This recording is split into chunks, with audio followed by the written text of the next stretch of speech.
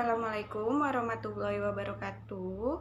Saya Betty Wulandari. Pada video kali ini saya akan membuat reaction dari video kawan saya yang bernama Inggil Nur Utami dengan videonya yang berjudul Perkembangan Komponen Hardware. Langsung saja kita lihat video Inggil. Tugas mata kuliah komputer dan komponen hardware. Hardware atau perangkat keras adalah bagian komputer yang bisa kita lihat wujud fisiknya. Hardware komputer tersusun dari komponen-komponen elektronika dan mekanisme yang dirakit membentuk modul-modul yang diberi nama sesuai dengan fungsi. Nah, jadi pertama-tama itu Inggil menjelaskan dulu apa itu pengertian dari hardware. Jadi, dari penjelasannya tadi kita tahu hardware atau perangkat keras adalah bagian komputer yang bisa kita lihat wujud fisiknya. Nah, selanjutnya kita lihat lagi penjelasan dari Inggil. Nah, terus yang selanjutnya itu Inggil menjelaskan tentang komponen-komponen hardware. Monitor, keyboard, mouse, printer, CPU atau prosesor, CD atau DVD, hard disk, sound card, dan RAM. Komponen yang pertama yaitu motherboard, merupakan bagian komputer yang paling utama karena berisi sistem BIOS atau Basic Input Output System. Beberapa merek motherboard yang terkenal seperti Asus, Gigabyte, Albatron, Ebit, dan lain-lain. Yang kedua yaitu monitor. Monitor merupakan media tampilan gambar hasil output dari VGA card.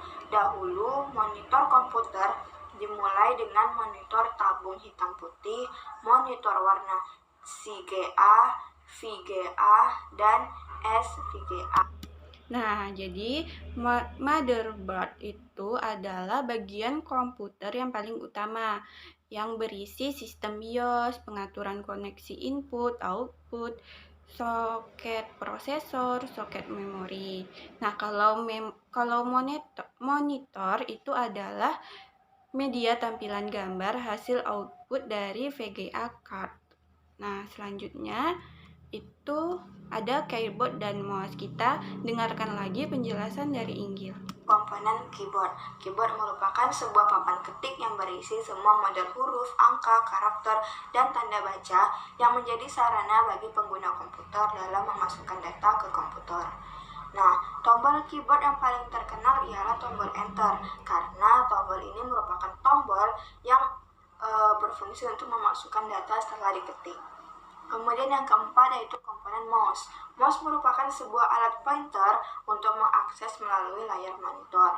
Penggunaan mouse ini juga dikenal dengan istilah drag, yang artinya menggeser atau menarik.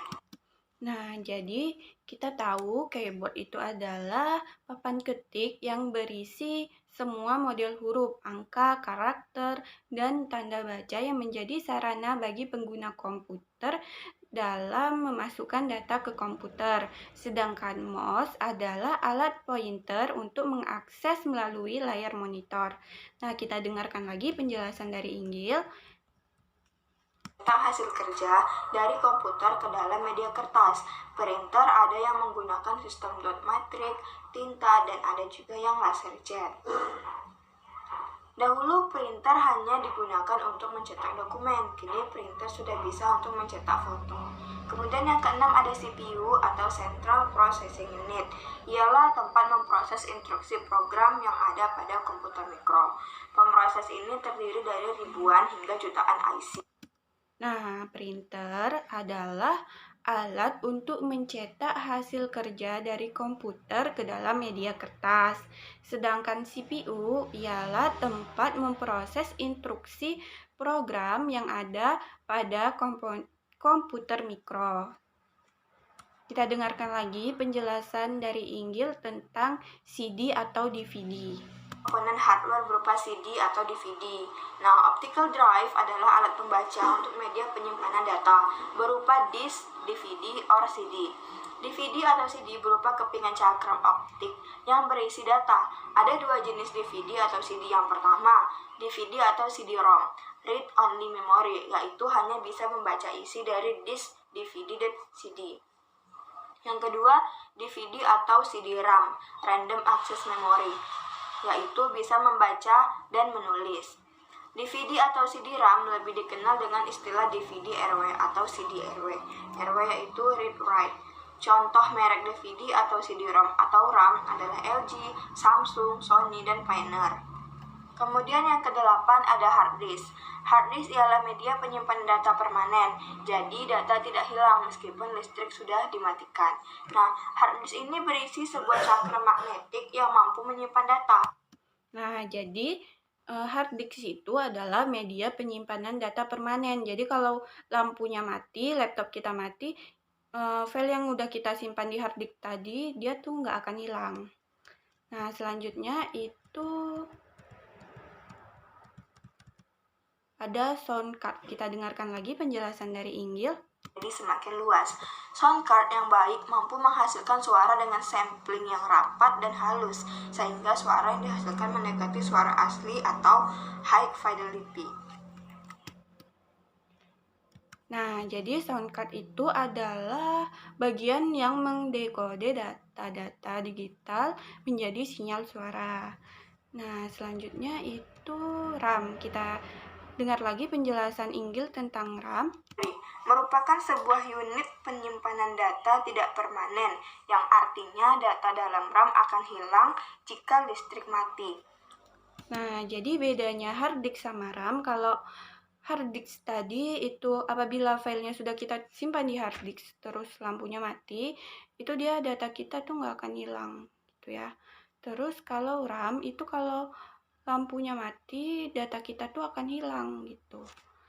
Nah, kita dengarkan lagi penjelasan dari Inggil. Ukuran data dalam RAM dinyatakan dengan byte dan kecepatan akses RAM dinyatakan dengan hertz. Jadi, dalam RAM tidak cuma data saja, namun ada parameter lain seperti kecepatan RAM. Nah, kecepatan RAM ini harus sesuai dengan spesifikasi soket RAM pada motherboardnya. Contoh, RAM 512 MB, PC 667, mempunyai ukuran dasta 512 MB dengan kecepatan akses 667 Hz. Lain file RAM, kemudian ada di komputer. Apabila masih banyak terdapat kesalahan, saya mohon maaf. Nah, jadi itu tadi video penjelasan dari Inggil. Menurut saya dari keseluruhan videonya itu sudah lumayan bagus.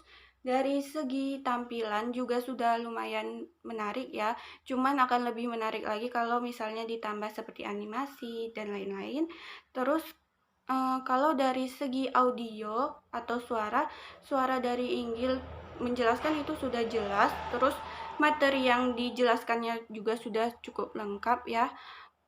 Cuman masukan atau saran dari saya, seperti tadi di komponen-komponen hardware itu kan ada banyak macam-macamnya ya, seperti motherboard, monitor, keyboard, mouse, printer, CPU, CD atau DVD, hard disk, sound card, dan RAM. Nah, itu masing-masingnya akan lebih baik lagi jika dikasih contoh gambarnya. Jadi, bagi penonton video itu dia tidak bingung RAM itu bentuknya seperti apa gitu.